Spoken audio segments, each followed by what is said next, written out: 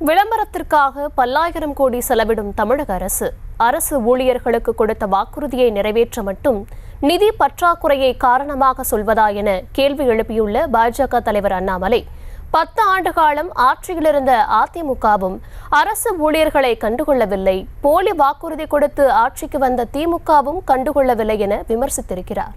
கூடுதல் விவரங்களுடன் இணைகிறார் செய்தியாளர் காண்டிபன். வணக்கம் காண்டிபன், விவரங்கள். தட்சணே சற்று முன்பாக பாஜகவுடைய மாநில தலைவராக இருக்கக்கூடிய அண்ணாமலை ஒரு அறிக்கையை வெளியிட்டிருக்கிறார்.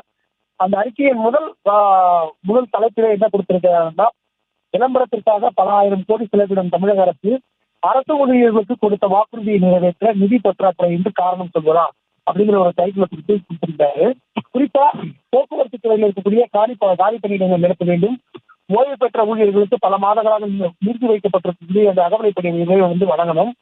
அதே நேரத்துல எல்லா துறைகளில் இருக்கக்கூடிய அரசு ஊழியர்கள் சம்பந்தப்பட்ட பல்வேறு போராட்டங்கள் தமிழ்நாட்டில் தொடர்ந்து நடைபெற்று கொண்டிருக்கிறது சுட்டிக்காட்டியிருக்கிறது. குறிப்பா 2019 தேர்தலுக்கு முன்பாக அதிமுக ஆட்சி அமைத்திருந்த போது எதிர்கட்சியாக இருந்த திமுக அதிமுக மீது சில குற்றச்சாட்டுகளை போக்குவரத்து துறை சம்பந்தமாக கேள்வி எழுப்பியிருந்தது.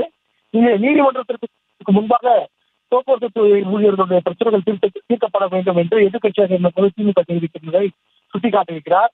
ஆட்சிக்கு வந்து 35 மாதங்களாகியும் அந்த போக்குவரத்து துறை ஊழியர்களுடைய அந்த பிரச்சனைகளை இதுவரை தீர்க்கப்படவில்லை அப்படிங்கிற ஒரு விஷயத்தை அந்த அறிக்கையில சுட்டிக்காட்டியிருக்கிறாரு.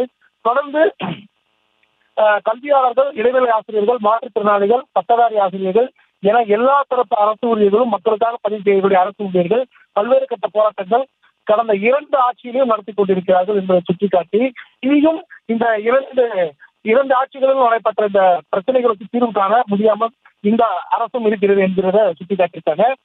மறுபடியும் என்ன சொல்லியிருக்காங்க, இறுதியாக போக்குவரத்து துறை ஊழியர்கள் மற்றும் ஓய்வூதியதாரர்களின் நியாயமான கோரிக்கைகளை அனைத்தையும் திமுக அரசு உடனடியாக நிறைவேற்ற நடவடிக்கைகளை தொடங்க வேண்டும்.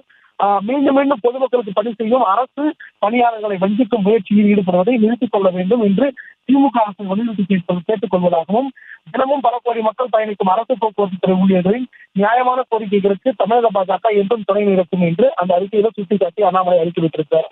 தர்ஷினி, விவரங்களுக்கு நன்றி காண்டிபன். செய்திகளை உடனுக்குடனும் துல்லியமாகவும் தெரிந்து கொள்ள சப்ஸ்கிரைப் பண்ணுங்க.